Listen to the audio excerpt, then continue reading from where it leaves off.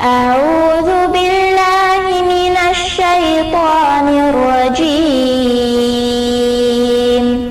بسم الله الرحمن الرحيم அஸ்ஸலாமு அலைக்கும் வரஹ்மத்துல்லாஹி பரகாத்துஹு.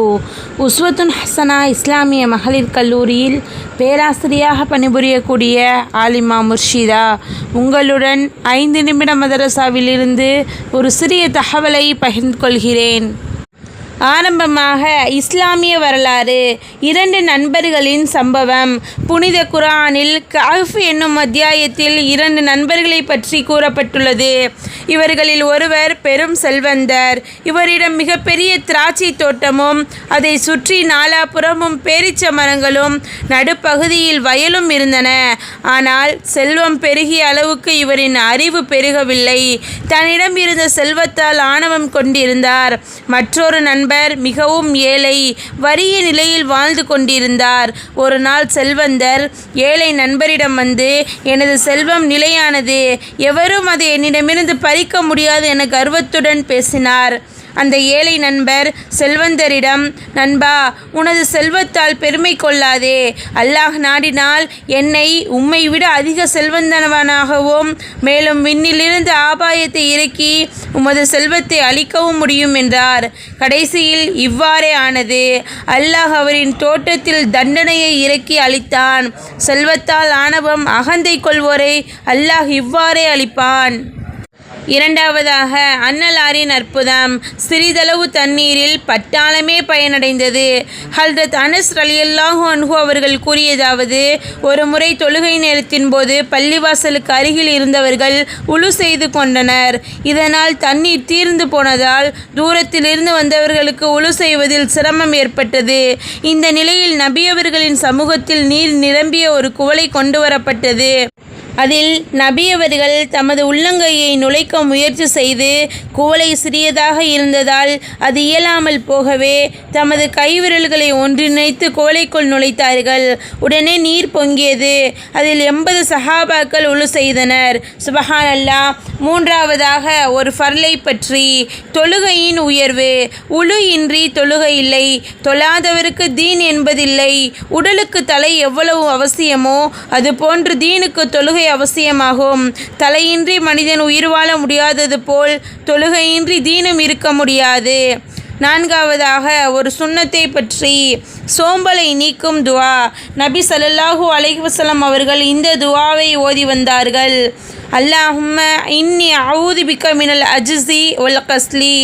பொருள், யா அல்லாஹ், தாழ்வு மற்றும் சோம்பலை விட்டு உன்னிடம் நான் பாதுகாவல் தேடுகிறேன். ஆமீன். ஐந்தாவதாக ஒரு முக்கிய அமலின் சிறப்பு. மனைவியரை கண்ணியமாக நடத்துதல். நற்குணங்களை பெற்றவரே முஅ்மின்களில் சிறந்தவராவார். மேலும் தமது மனைவியரிடம் நீதியாகவும் கண்ணியமாகவும் நடந்து கொள்பவரே உங்களில் சிறந்தவராவார் என நபி அவர்கள் இயம்பினார்கள். ஆறாவதாக ஒரு பாவத்தை பற்றி. இணை வைத்தலின் தண்டனை.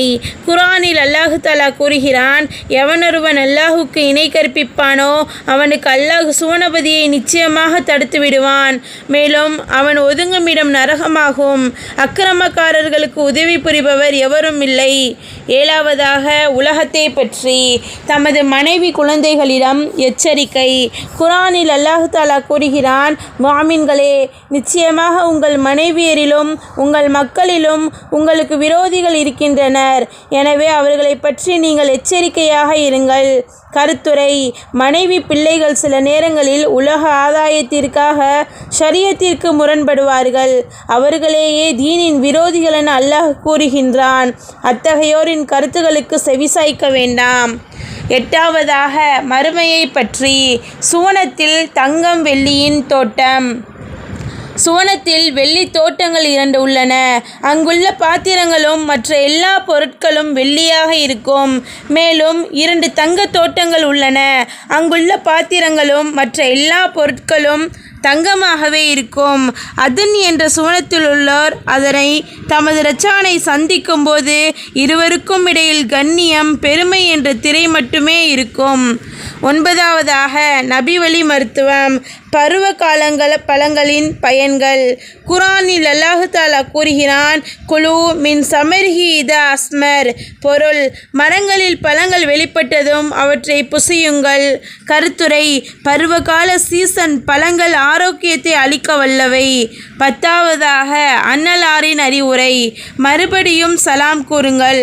உங்களில் ஒருவர் தமது சகோதரரை சந்தித்தால் சலாம் கூறட்டும். இந்த இருவருக்கிடையில் மரமோ மதிலோ பாறையோ ஏதாவதொன்று குறுக்கிட்டு மீண்டும் இவர்கள் சந்தித்தால் மறுபடியும் சலாம் கூறட்டும் என நபி ஸல்லல்லாஹு அலைஹி வஸல்லம் அவர்கள் கூறினார்கள். அல்ஹம்துலில்லாஹ். அஸ்ஸலாமு அலைக்கும் வரஹ்மத்துல்லாஹி பரகாத்துஹு.